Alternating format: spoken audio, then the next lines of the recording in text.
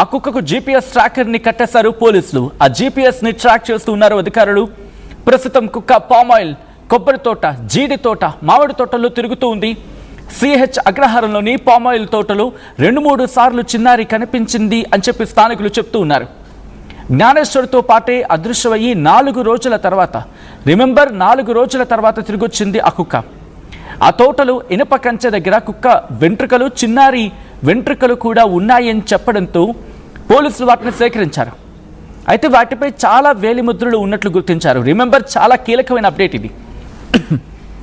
అక్కడ ఆ కుక్క వెంట్రుకలు, కుక్కతో పాటు ఆ చిన్నారి వెంట్రుకలు కూడా అక్కడ ఉన్నాయి. అయితే ఆ వెంట్రుకల మీద చాలా వేలిముద్రలు ఉన్నాయని చెప్పి వాళ్ళు గుర్తించారు. ఈ రోజుకి కరెక్ట్గా ఎగ్జాక్ట్లీ 6-7 రోజులు కావస్తుంది. గత శనివారం మధ్యాహ్నం తప్పిపోయింది చిన్నారి. శనివారం, ఆదివారం, సోమవారం, మంగళవారం, బుధవారం. అర్థం చేసుకోండి, పరిస్థితి మనకు అర్థమవుతోంది. శుక్రవారం, శనివారం, ఆదివారం, సోమవారం, మంగళవారం, బుధవారం, గురువారం, శుక్రవారం, వారం రోజులు ఈ రోజుతో. పాప తప్పిపోయిన తర్వాత గంట పాటు భారీ వర్షం కురిసింది. ఇది ప్రస్తుతం ఇన్వెస్టిగేషన్ని పూర్తిగా తప్పుదో పట్టించే సందర్భం. ఎక్కడ ఉందో తెలీదు, కానీ వెతుకులాట మాత్రం కంటిన్యూ అవుతోంది. అన్ని కోణాలకు కూడా దర్యాప్తు జరుగుతుంది. పాప దగ్గరికి కుక్క చేరుకుంటుందా? పాప ఎక్కడుంది? ఆ క్లూ దొరికేసిన సందర్భం కింద మాట్లాడుకుంటున్నారు. ఎందుకంటే ఆ వెంట్రుకలు పాపతో పాటు ఆ చిన్నారివి, ఆ 2 వెంట్రుకలు కూడా చాలా వేలిముద్రలు ఉన్నాయని చెప్పి వాళ్ళు గుర్తించినట్టుగా తెలుస్తూ ఉంది.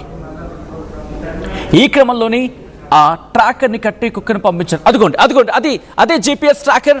ఆ జీపీఎస్ ట్రాకర్ని ఆ కుక్కకు కట్టడం జరిగింది. ఆ కుక్కకు ట్యాగ్ చేశారు ఆ జీపీఎస్ ట్రాకర్తో. మీరు చూడొచ్చు అసలు జీపీఎస్ ట్రాకర్ ఏంటి, ఎలా పనిచేస్తుందని చెప్పి మీరు అనుకోవచ్చు కాక. జీపీఎస్ అంటే గ్లోబల్ పొజిషనింగ్ సిస్టమ్. ఈ జీపీఎస్ ట్రాకర్ అనేది భూమిపై ఉన్న ఒక వస్తువు, లేకపోతే వాహనం, లేకపోతే వ్యక్తి, ఇవి ఎక్కడున్నాయి, ఎలా ఉన్నాయి, ఎక్కడికి వెళ్తూ ఉన్నాయి, వీటిని శాటిలైట్ ద్వారా గుర్తించి ఆ సమాచారాన్ని యూజర్కి పంపిస్తాయి. ఎలా జరుగుతుందంటే ఉపగ్రహాల నుంచి సిగ్నల్స్ అందుకుంటాయి. భూమి చుట్టూ తిరుగుతున్న మన జీపీఎస్ శాటిలైట్స్ ఉంటాయి కదా, ఇవి నిరంతరం తమ స్థానం, సమాచారాన్ని ఏం చేస్తాయంటే ప్రసారం చేస్తూ ఉంటాయి. జీపీఎస్ ట్రాకర్ కనీసం 4 ఉపగ్రహాల నుంచి సిగ్నల్స్ అందుకుని ట్రైలారిటేషన్ అనే పద్ధతిలో ఖచ్చితమైన లొకేషన్ని లెక్కిస్తుంది అన్నమాట, క్యాల్కులేషన్ చేస్తుంది. ట్రాకర్లో సిమ్ కార్డు ఉంటే అది 4G లేకపోతే 5G లేకపోతే GPRS నెట్వర్క్ ద్వారా తన లొకేషన్ని సర్వర్కి పంపుతుంది.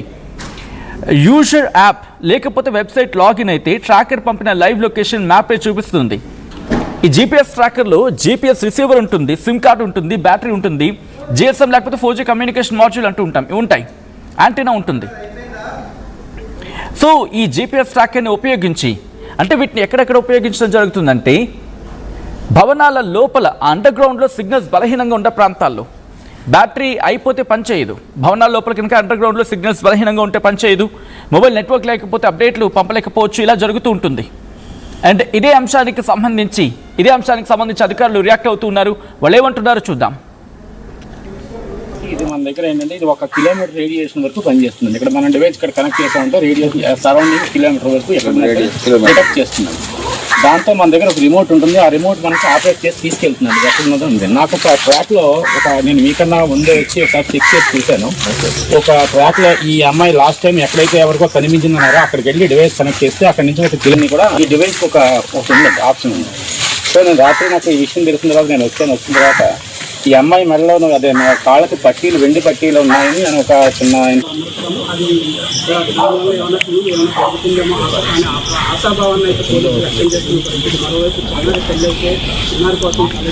అది అధికారులు చెప్తూ ఉంది. ఆ జీపీఎస్ ట్రాకర్ గురించి చెప్తూ ఉన్నారు.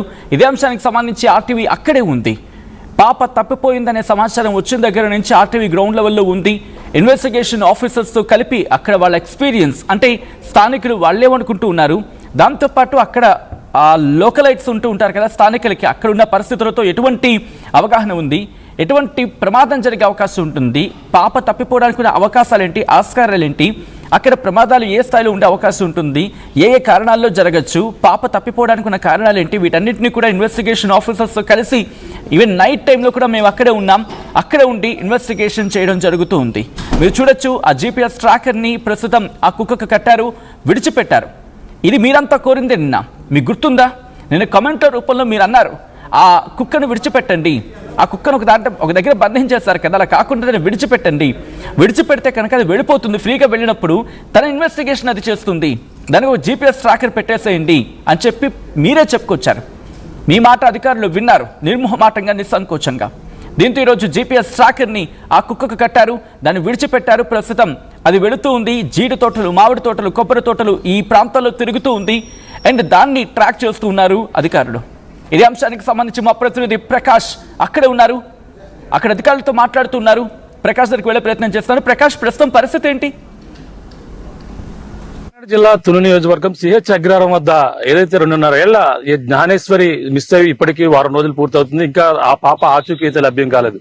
పాపతో పాటు వెళ్ళినటువంటి కుక్క రావడం, అలాగే కుక్క ప్రధానంగా రెండోసారి అయితే కుక్కను బంధించినటువంటి పరిస్థితి ఉంది. కానీ కుక్క ఆచూకీ అయితే లభించింది. చిన్నారి జ్ఞానేశ్వరి ఆచూకీ లభించకపోవడంతో అలాగే కుక్క పైన అలాగే ప్రధానంగా అందరూ కూడా ఆశలు పెట్టుకున్నారు. జ్ఞానేశ్వరి ఎక్కడికి వెళ్ళిందని కుక్కకు మాత్రమే తెలుసు. ఆ కుక్క ఎక్కడికి వెళ్తుందో ఆ పెంపుడు కుక్క చెప్పేటటువంటి ఆనవాళ్లు ఆ కుక్క ప్రధానంగా జ్ఞానేశ్వరి తనతో పాటు వెళ్ళింది కాబట్టి తనకే తెలుసనే కోణంలోనే పక్కన పోలీసులు అయితే దర్యాప్తు చేస్తున్నారు. ముఖ్యంగా కుక్కను బంధించి ఆ కుక్కకి ఏదైతే వెటనరీ డాక్టర్ తో ట్రీట్మెంట్ అందించిన తర్వాత దానికైతే జియోటాగ్ ప్రధానంగా చూసుకుంటే ప్రస్తుతం దానికి GPS అయితే అమర్చారు.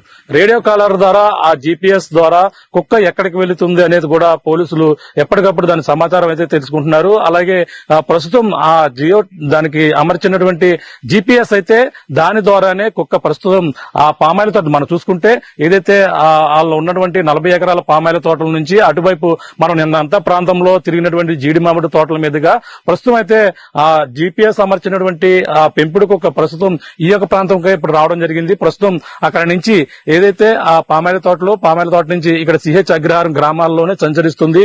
ఆ యొక్క ప్రాంతంలోనే అది ఇప్పుడు వదిలారు. అలాగే అధికారులు వదిలిన నేపథ్యంలోనే ఈ యొక్క ప్రాంతాల్లోనే సంచరిస్తున్నటువంటి పరిస్థితిని చూడొచ్చు. ఇప్పుడు ఈ యొక్క ఇప్పుడు ఉన్నటువంటి ప్రాంతంలో ఈ కుక్క సంచరిస్తున్నదిగా చూడొచ్చు. అదిగో కుక్క కనిపిస్తుంది. ఆ కుక్క ప్రస్తుతం అయితే ఇక్కడ తిరుగుతున్నటువంటి పరిస్థితి. పాప మరి ఈ యొక్క తోటలకు 2-3 సార్లు తిరిగినట్టుగా కూడా ఇక్కడ ఉన్నటువంటి స్థానికులు అయితే చెప్తున్నారు. ఈ నేపథ్యంలోనే ఇక్కడే ఏదన్నా పాప మరి ఇక్కడ వరకు కూడా నడిచి వచ్చిందా లేదంటే ఎవరైనా ఇటువైపు తీసుకుని వచ్చారా అనుమానాలు అయితే రేకెత్తుతున్నాయి. ప్రస్తుతం అయితే CH అగ్రహారం ఆనుకున్నటువంటి ఈ పామాయిల తోటలో కుక్క అయితే ప్రస్తుతం సంచరిస్తుంది. ఇక్కడ నుంచి ఒక ప్రాంతంలోని మరొక పామాయిల తోట ఉంది, అక్కడ కూడా సంచరించింది, అక్కడ కూడా వెళ్ళాం. ఇప్పుడు ఈ చుట్టుపక్కలలోనే ఇక్కడే తిరుగుతున్నటువంటి పరిస్థితి ఉంది. ఇది కూడా పూర్తిగా ప్రతి కుక్క యొక్క కదలికల్ని అధికారులు అయితే ఎప్పటికప్పుడు అబ్జర్వ్ చేస్తున్నారు. ఆ GPS ద్వారా కదలిక ఎలా వెళ్తుంది అనేది కూడా ట్రాక్ చేస్తున్నారు. ఆ మెడలో ఉన్నటువంటి ట్రాక్ ఆధారంగా ఇప్పుడైతే ఇప్పుడు పాప జాడ తెలుసుకునేందుకు కేవలం ఒక్క హోప్ మాత్రమే ఉంది. అది కూడా కుక్క ద్వారానే, కుక్కే చెప్పాలి, కుక్క ద్వారానే ముందు తీసుకెళ్లిన కుక్కే ఇద్దరు కలిపి వెళ్లారు కాబట్టి ఈ పెంపుడు